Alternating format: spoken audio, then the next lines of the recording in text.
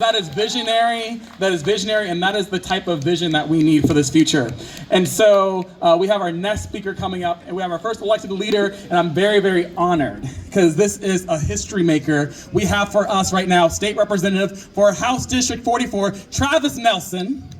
And yes, Travis Nelson is the former vice president for the Oregon Nurses Association, and he is the first openly LGBTQ plus Black elected official in the state of Oregon. And so we're so grateful, yes, that he's here today and let us know the ways that he has been courageous and bold in fighting for a more inclusive Oregon. So show him some love. Thank you, Travis Nelson. All right, thank you, Cameron. How's everybody doing? I said, how's everybody doing? Well, as Cameron said, my name is Travis Nelson. I'm the state representative for House District 44, North and Northeast Portland, and I also serve as the vice chair of the Behavioral Health and Healthcare Committee in the House. This year marks the 5th anniversary of the murder of George Floyd. Get closer? Okay. Right up on it. All right, they tell me to eat the mic. He was only 46 years old at the time of his death, the same age that I am now, and left behind 5 children who were left without a father. His death sparked a nationwide movement that brought attention to police violence and the mistreatment of Black and brown people in this state and in this country. Before I was elected, I joined the thousands of people who marched for justice in the wake of George Floyd's death. We demanded police reform, accountability, and racial justice. We proudly proclaimed that Black lives matter.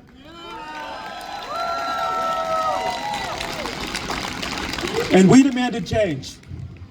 In Oregon, leaders like Senator Lou Frederick, Senator James Manning, and now Congresswoman Janelle Bynum responded to the Black Lives Matter movement by leading on legislation that reformed law enforcement in our state.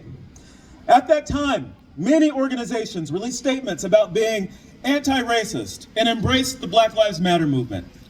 Some movement was actually made across many states, including our own. However, the work is not finished. We still have too many disparities in health outcomes amongst Black people. Black and brown families are still struggling. Black people continue to be disproportionately impacted by the justice system, and we never got that national George Floyd Justice and Policing Act that so many of us wanted.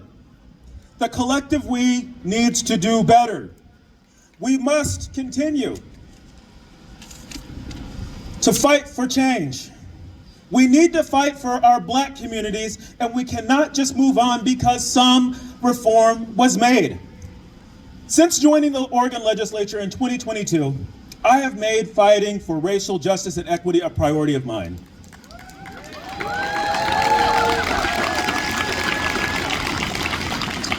As many of you know, after joining the legislature in 2023, I was stopped by the police twice in 2 days.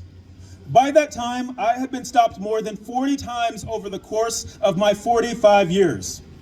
During the second traffic stop, I tweeted mid-stop about my experience, and almost immediately, the media and the haters turned up and descended on me.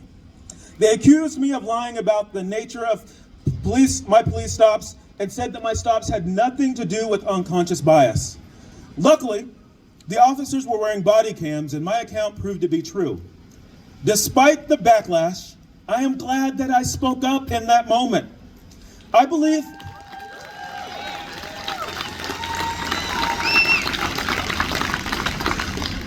that spotlight that was put on me and the police led to reforms within the Oregon State Patrol, and today I'm happy to report that I haven't been stopped by OSP since.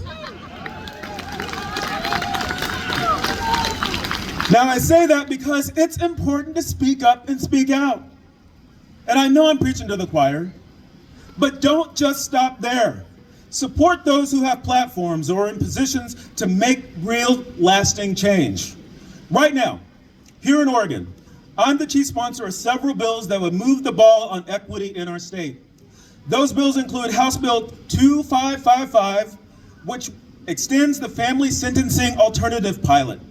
This bill keeps people who've committed low-level crimes out of prison and allows them to serve their time at home with their families. House Bill 2751 is another bill that I'm sponsoring. It is a newborn blood spot screening program.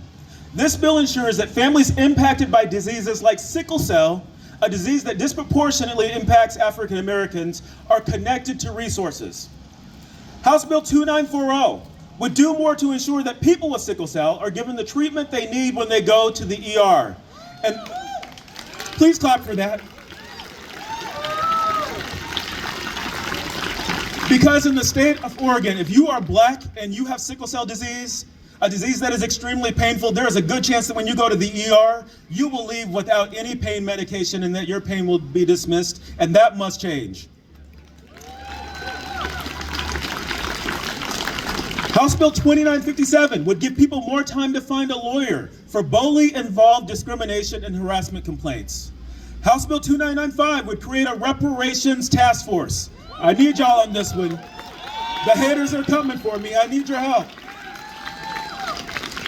House Bill 3005, which has already been signed into law by the governor, requires the Department of Human Services to disaggregate data on children in the foster care system by race and report the number of nights that kids spend in hotels. I got a couple more and then I'm gonna wrap it up. All right, I'm gonna keep going. House Bill 3004 is a bill that would have community look at violence prevention programs and give feedback on what's working and what isn't.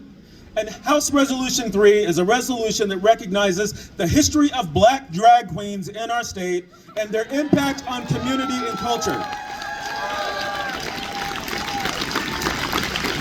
That's a group in the LGBTQ plus community who has been marginalized and forgotten about far too often. And Senate Bill 450 would recognize every November 14th as Ruby Bridges Day in our state, honoring the then child that needed armed guards by her side when she desegregated her school. And Senate Bill 1089, which bans on books just because they have Black authors or touch on culturally specific subjects related to a protected class, is a bill that I will be carrying on the House floor this next week.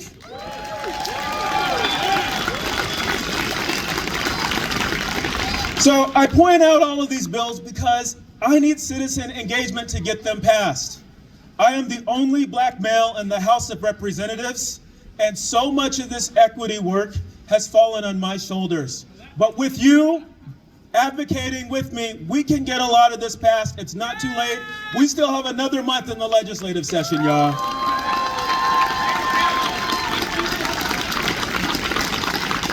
Many of these ideas are based on concepts brought forward by everyday Oregonians.